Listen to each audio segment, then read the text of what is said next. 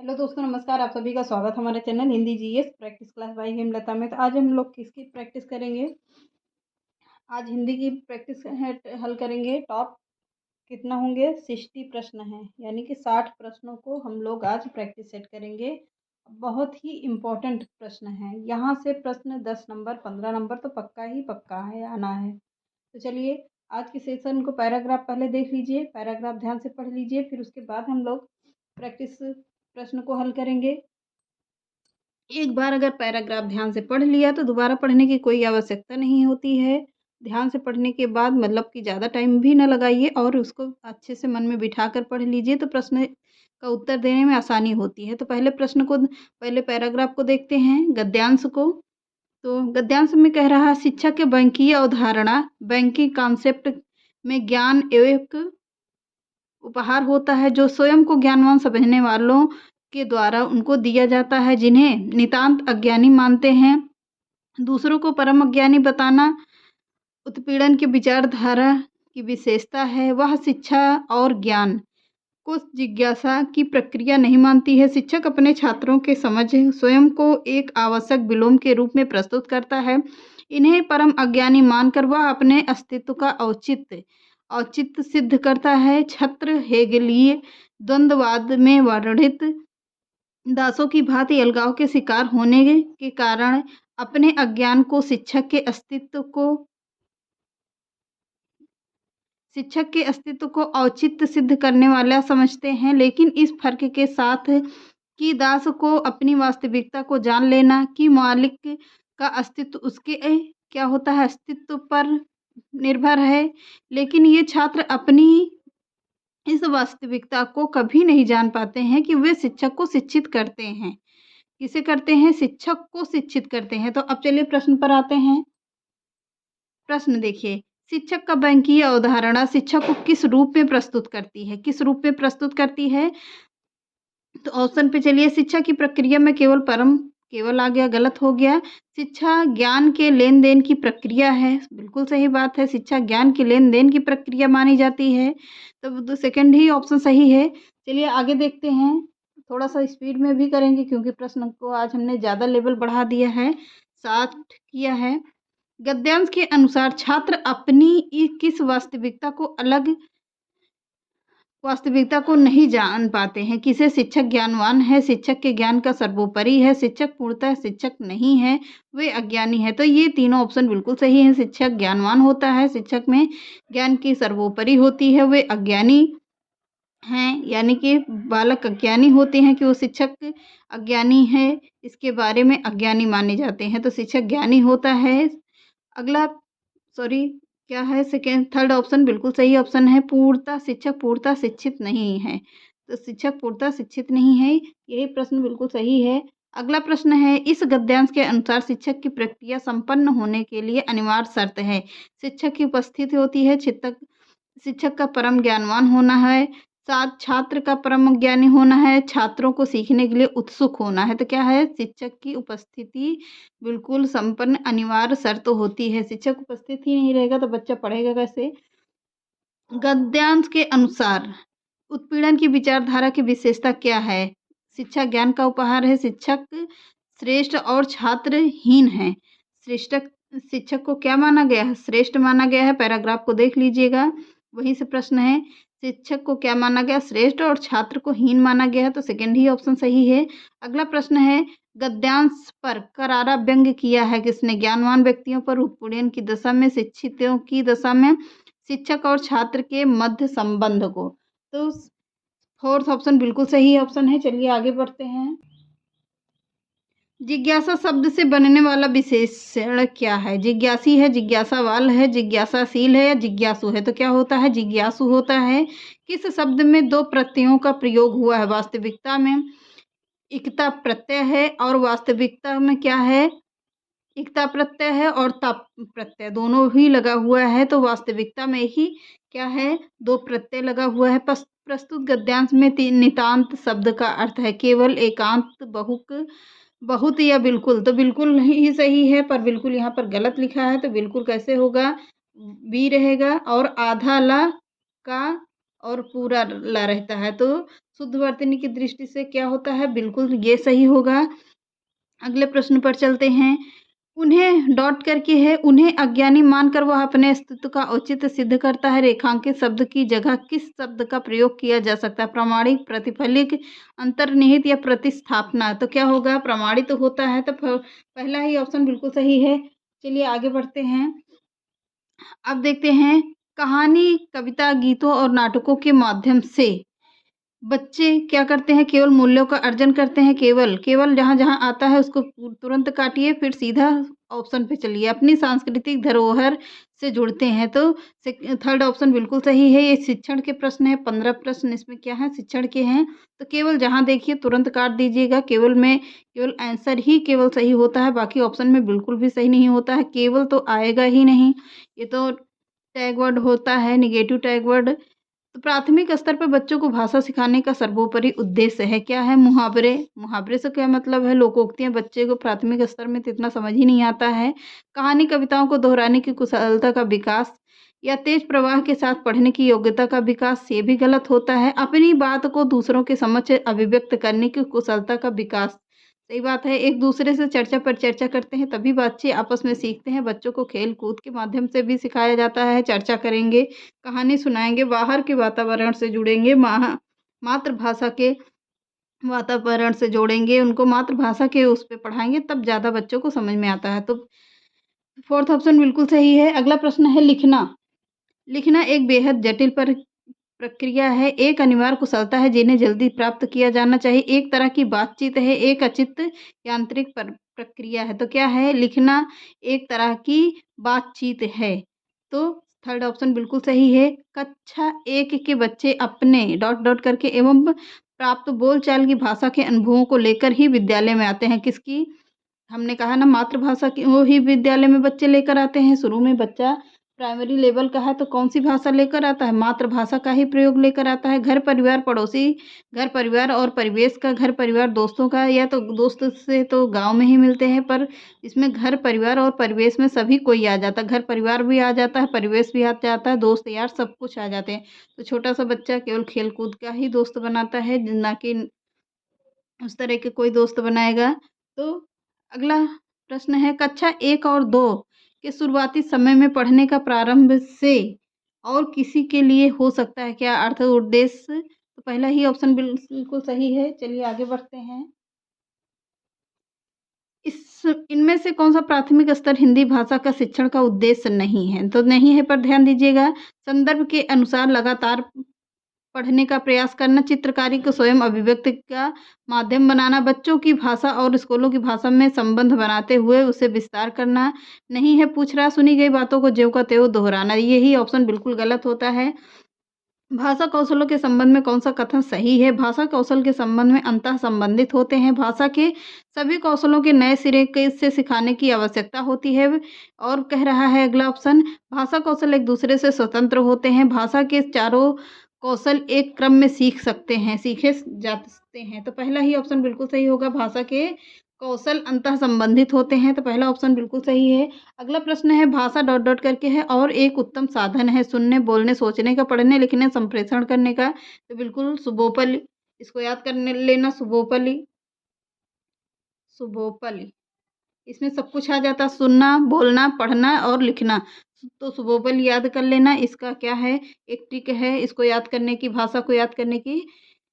तो अगला प्रश्न है, भाषा सीखने का व्यवहारवादी दृष्टिकोण पर बल देता है क्या? अनुकरण, रचनात्मक भाषा प्रयोग, अभिव्यक्ति। तो क्या होगा? अनुकरण। पहला ही ऑप्शन बिल्कुल सही है। अगला प्रश्न है, नासिरा पढ़ते समय अनेक बार अटकती है, उसे पढ़ने की कठिनाई होती है, उसकी समस्या मुख्यतः है क्या? पठन अरुचि, बुद्धि लब्धि, या डिसलेक्सिया, या डिस्ग्राफिया। तो क्या होगा? डिसलेक्सिया होगा। पढ़ने संबंधित क्या होता है? डिसलेक्सिया होता है। डिस्ग्राफिया का मतलब होता है लिखना। डिस्कैलकुलिया का मतलब होता है गणित का गणना करना। तो अगला प्रश्न देखते हैं, वाइगोत्स्की के विचारों पर आधारित कक्षा में पर सबसे बल दिया जाता है क्या? कविता दोहराने की, कहानी सुनने की, कार्य पत्रों की, परस्पर अंतःक्रिया की। तो फोर्थ ऑप्शन बिल्कुल सही है। अगला प्रश्न है, हमारी कक्षाओं में बच्चे भिन्न भिन्न भाषिक पृष्ठभूमि से आते हैं, अतः उनकी भाषाओं को कक्षा में सम्मान देना अनिवार्य है, उनकी भाषाओं को सीखना अब शिक्षार्थियों के लिए अनिवार्य है, गलत बात है। भाषा की पाठ्य पुस्तक में उनकी सभी भाषाओं के शब्द वाक्य अनिवार्य होना चाहिए, उनकी सभी भाषाओं की जानकारी शिक्षक के लिए अनिवार्य होता है। तो पहला ही ऑप्शन है, उनकी भाषाओं को कक्षा में सम्मान देना अनिवार्य होता है। तो अगला प्रश्न चलते हैं, इसमें से प्राथमिक स्तर पर भाषा आकलन का सर्वाधिक उचित तरीका है। भाषा पाठ में 5 पंक्तियाँ पढ़वाना, बच्चों को चित्र वर्णन और प्रश्न पूछने के लिए अवसर देना। तो ये बिल्कुल सही ऑप्शन है, सेकंड ऑप्शन। अगला प्रश्न, कौन सा प्रश्न बच्चों की भाषा क्षमता की आकलन करेगा? लड़की के ने किससे दाम नहीं बताए? लड़की टोकरी में क्या बेच रही है? यदि तुम आम बेचोगे तो उनके कितने दाम लोगे? क्यों? तो सोचने पर क्या मजबूर करता है प्रश्न वाला है। तो थर्ड ऑप्शन बिल्कुल सही है। प्राथमिक स्तर पर बच्चों के लिए बाल साहित्य के चयन का मुख्य आधार है, क्या है? क्या होता है? छोटी रचनाएं, रोचक विषय वस्तु। हाँ, रोचक विषय वस्तु होता है तो बच्चे का मन भी लगता है पढ़ने में, तो बिल्कुल सही ऑप्शन है। अब देखते हैं गद्य पद्य पर। तो नहीं झुका करते जो दुनिया के अरने के को समझौते, ऊंचे से ऊंचे सपनों को देते रहने जो न्योता, दूर देखती जिनकी पैनी आंख भविष्यत का तमचीर, मैं हूँ उनके साथ खड़ी जो सीधी रखते अपनी रीढ़ है। तो क्या कह रहा है, किसके बारे में बात कर रहा है? कविता की पंक्तियों के अनुसार कविता किसके पक्ष में खड़ी है? जो स्वाभिमानी और साहसी और निर्भीक होते हैं, कविता उनके साथ खड़ी होती है। अगला प्रश्न है, व्यक्ति की दृष्टि कैसी होनी चाहिए? अंधकार को चीरने वाली होनी चाहिए, दूर की चीजों को साफ साफ देखने वाली, दूरदर्शिता से लैस। तो बिल्कुल दूरदर्शिता से लैस होनी चाहिए। अगला प्रश्न है, ऊंचे से ऊंचे सपनों का नियंत्रण देने का भाव है। ऊंचे सपनों का आमंत्रित करना, उच्च कोटि की स्वप्न देखना और उन्हें साकार करने का प्रयास करना। तो बी ऑप्शन बिल्कुल सही ऑप्शन है। अगला प्रश्न है, तम शब्द का पर्याय है यामिनी, रात, अंधकार, निशा। तो क्या होगा? अंधकार होता है। तम का पर्यायवाची क्या होगा? अंधकार होगा। थर्ड ऑप्शन बिल्कुल सही है। नहीं झुका करते जो दुनिया की पंक्ति में सामने न झुकने की बात की गई, किसके? विषम परिस्थितियों और अन्याय के सामने झुकने की नहीं बात कर रहा है। तो पहला ही ऑप्शन बिल्कुल सही है। अगला प्रश्न है, सीधी रीढ़ का आशय क्या होता है? आत्मनिर्भर होना होता है, सीधी बात कहना, स्वाभिमानी और स्वावलंबी होना। तो थर्ड ऑप्शन बिल्कुल सही है। चलिए आगे मिलते हैं। पैराग्राफ इसमें बहुत बड़ा है, तो समाज में पाठशालाओं के इसको आप लोग स्क्रीनशॉट लीजिएगा और ध्यान से देख लीजिएगा, जबकि ये पैराग्राफ हो सकता है पक्का है पूछा जाएगा। तो पैराग्राफ यहीं से बनेगा। तो समाज में पाठशालाओं, स्कूल और शिक्षा की दूसरी दुकानों को कोई कमी नहीं है। छोटे छोटे बच्चे, और इसको आप लोग ध्यान से पढ़ लीजिएगा। चलिए हम लोग सीधा प्रश्न करते हैं। भी शब्द का अर्थ क्या होता है? क्रिया, क्रिया विशेषण, संबंधवाचक या निपात। तो क्या होता है? भी शब्द का अर्थ होता है निपात करना होता है। इसके विपरीत हर घर की दूसरी सच्चाई यह भी है कि वाक्य को रेखांकित अंश का समानार्थी शब्द है सूक्ति, वास्तविकता, वास्तविक या सदवचन। तो क्या होता है? वास्तविकता होती है। तो थर्ड ऑप्शन बिल्कुल सही है। चलिए आगे देखते हैं। प्रश्न देखते हैं, घर के टूटने बिखरने का मुख्य कारण क्या है? पैराग्राफ देखिएगा। बच्चों के बारे में न जानना, माता पिता बनने का अर्थ न जानना। तो बिल्कुल बिल्कुल वैसे भी समझ लीजिए कि अगर पैराग्राफ नहीं पढ़ते हैं तो इसमें वही प्रश्न है, दाम्पत्य का अर्थ न जानना। तो यही घर टूटने बिखरने का यही मुख्य कारण होता है।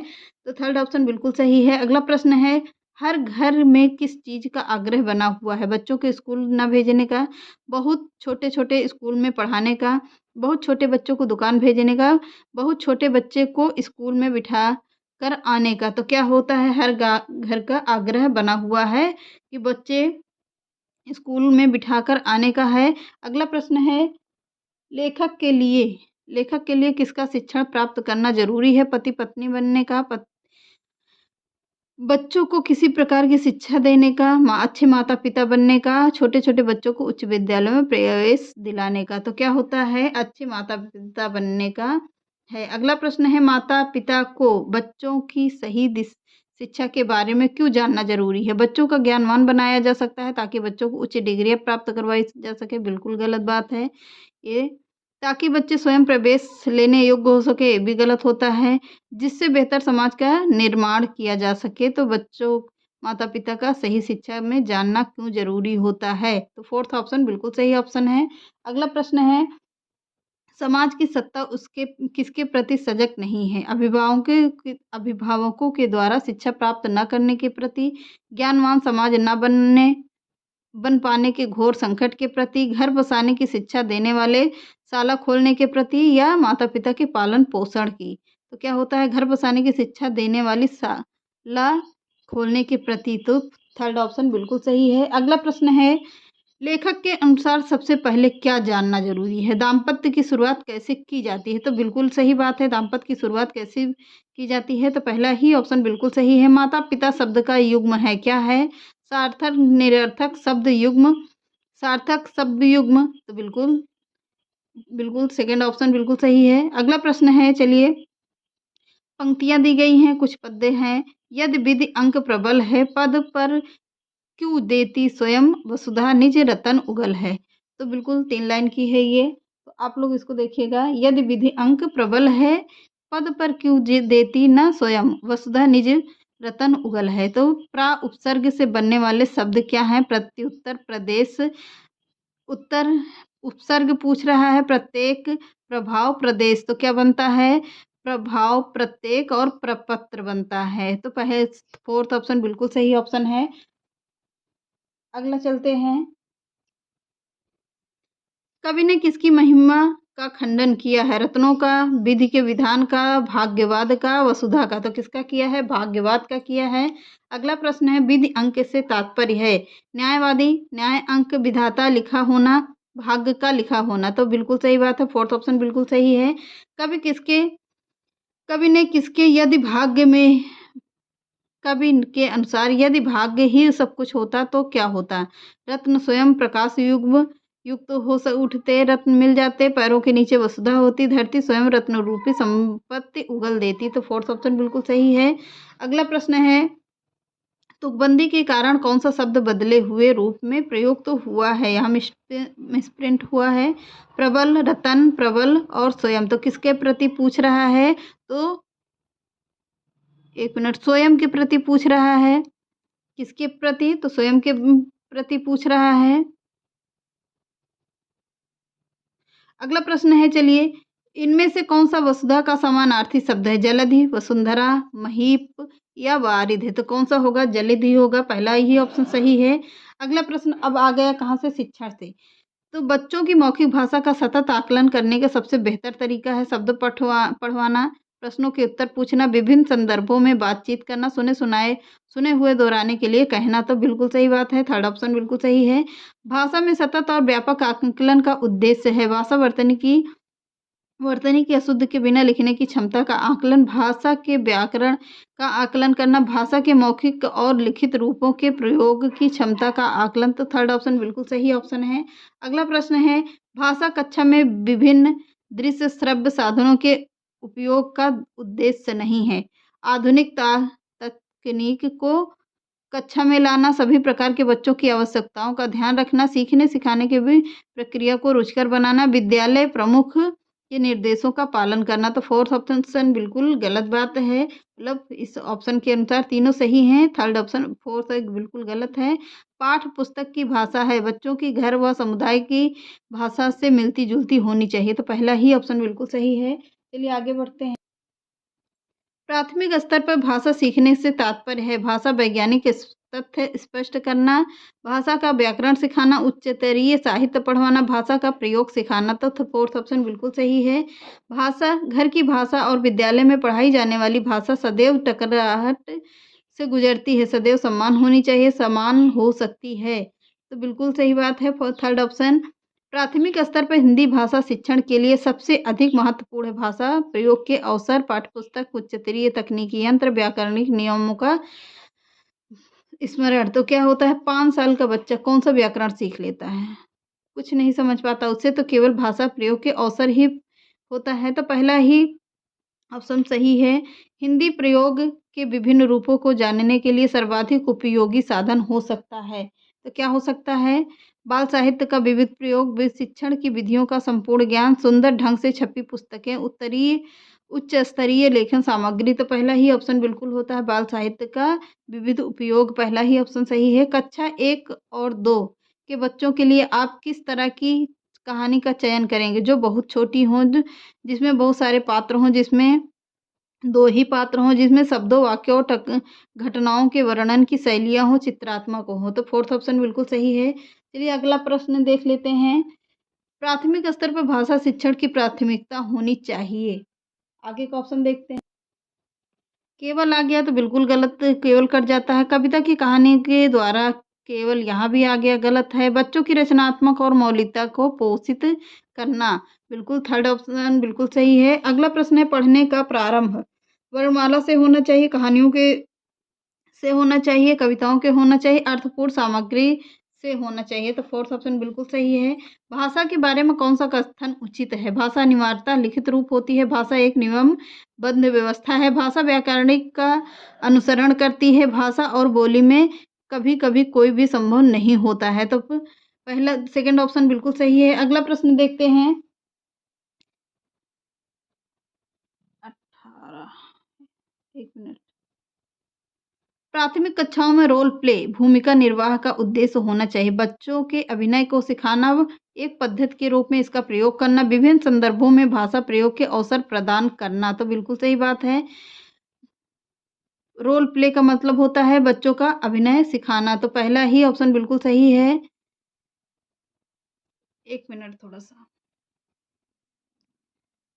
तो क्या कह रहा है? विभिन्न संदर्भों में भाषा के प्रयोग का अवसर प्रदान करना, यानी कि पहला नहीं सही होगा। अभिनय से विभिन्न संदर्भों में भाषा का अवसर प्रदान करना, अवसर आ गया तो यहीं पर सही हो जाता है। भाषा हमारे परिवेश में बिखरी मिलती है, यह कथन किस पर लागू नहीं होता? भाषा प्रयोगशाला पर, अखबार पर, विज्ञान पर, साइन बोर्ड पर। तो क्या होता है? भाषा प्रयोगशाला पर। अगला प्रश्न है, कक्षा में कुछ बच्चे लिखते समय वर्तनी संबंधी त्रुटियां करते हैं, आप एक शिक्षक के रूप में आप क्या करेंगे? शब्दों का सही रूप लिखते हुए बच्चों को दोनों तरह के शब्दों का अवलोकन करके अंतर पहचानने का अवसर देंगे। क्या होगा? उन्हें सख्त निर्देश, गलत है। उन्हें त्रुटियों का बिल्कुल नहीं ध्यान देंगे, ये भी गलत होता है। उनके शब्दों का 20 बार लिखवाना, वो भी गलत होगा। तो पहला ऑप्शन ही सही है। शब्दों का सही रूप में लिखते हुए बच्चों को दोनों तरफ से शब्दों का अवलोकन करके अंतर पहचानने का अवसर देना। तो अवसर देना ही आ गया, तो यहीं ही सही सही हो जाता है। ये रहे आज के 60 प्रश्न। तो मिलते हैं नेक्स्ट क्लास में। चैनल पसंद आए तो लाइक, सब्सक्राइब एंड शेयर करिएगा। नमस्कार।